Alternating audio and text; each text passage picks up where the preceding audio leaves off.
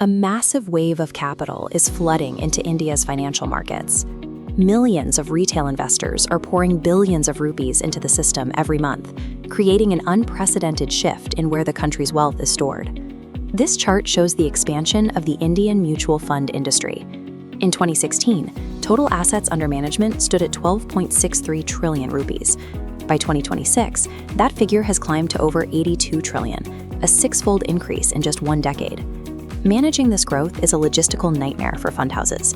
Every new investor brings a mountain of paperwork, compliance checks, and transaction records that must be processed flawlessly to maintain regulatory standing. To solve this, asset management companies outsource these back-office operations to a Registrar and Transfer Agent, or RTA. These specialized firms handle the heavy lifting of data and compliance at a massive scale. For the average investor, the RTA is the engine in the background. They process systematic investment plans, verify KYC identity documents, and issue the consolidated statements that track every rupee across different funds. Because they earn a fee on every transaction and folio, RTAs function as the toll bridges of the capital markets. They profit from the sheer volume of movement, regardless of whether the stock market is moving up or down. This chart tracks the market share of the Indian mutual fund backend. The entire infrastructure is controlled by a duopoly. CAMS leads with 68%, while KFin Technologies holds the remaining 32%. Despite sharing the same market, the stock market prices these two companies according to two different sets of expectations. CAMS is viewed as the undisputed giant, a highly efficient, monopoly-like machine designed for consistent cash flow.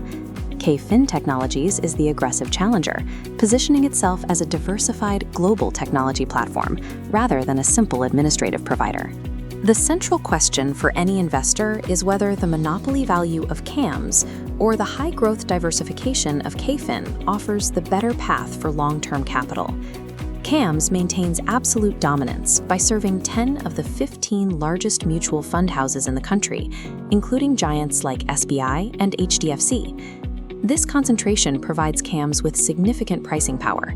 Because they handle the biggest players, they can spread fixed costs over the largest possible asset base, creating massive operating leverage. This matrix highlights CAM's efficiency, maintaining a 40% return on equity and 30% net profit margins. KFin Technologies presents a different profile. While margins are lower, it achieved a massive 122% net profit compound annual growth rate over the last 5 years. CAMS is a saturated giant, with less room to grow within the domestic mutual fund space. KFin, meanwhile, is capturing the market's attention by growing rapidly from a smaller base. These hyper-growth percentages often cool as a company scales. Investors must decide if KFin can sustain this momentum as it grows into its own valuation. Both players face a structural threat to their traditional earnings: mandatory fee compression. Market regulator SEBI requires a fund's total expense ratio to drop as its assets grow. Since RTA fees are paid out of that expense ratio, the revenue per transaction naturally declines as the industry scales. This pressure is compounded by the rise of ETFs, which are settled through depositories and require far less RTA support, further shrinking the fee pool. To maintain margins, both companies must diversify into services outside of traditional mutual funds. This chart compares their progress. KFin generates 29% of its revenue from non-mutual fund sources, while CAMS lags significantly at just 13%. KFin's non-MF revenue includes international fund administration, alternative investment services, and its expansion into technology as a service. KFin's diversified mix provides a buffer against local regulation changes, though building these international streams requires higher operational spending and carries more execution risk. This comparison shows a massive disconnect in valuation. KFin is currently priced at a premium between 56 and 82 times earnings, while CAMS trades in a much lower range of 34 to 57. The market characterizes this gap as a SaaS premium.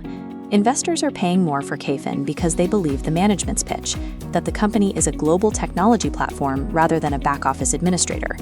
However, with 71% of its revenues still tied to legacy RTA work, there is a risk that the market has over-applied this tech premium to the entire business. If KFin's international expansion slows, that premium could vanish, leaving investors vulnerable to significant price corrections as the valuation returns to industry averages. Selecting a stock in this duopoly depends on your investing philosophy and your specific appetite for risk. Conservative strategies prioritize predictable cash flow, market dominance, and the stability of a debt-free balance sheet. CAMS aligns with this profile. Shareholders accept lower top-line growth to capture a 65% dividend payout ratio and protection from speculative valuation bubbles. Growth investors look for a different signal, prioritizing international reach, technology-first infrastructure, and aggressive diversification. KFin Technologies matches this approach. It attracts those willing to pay a premium today for the promise of a diversified global future. This path carries the burden of high expectations. Any management error could trigger a sharp sell-off as the market reevaluates the growth story.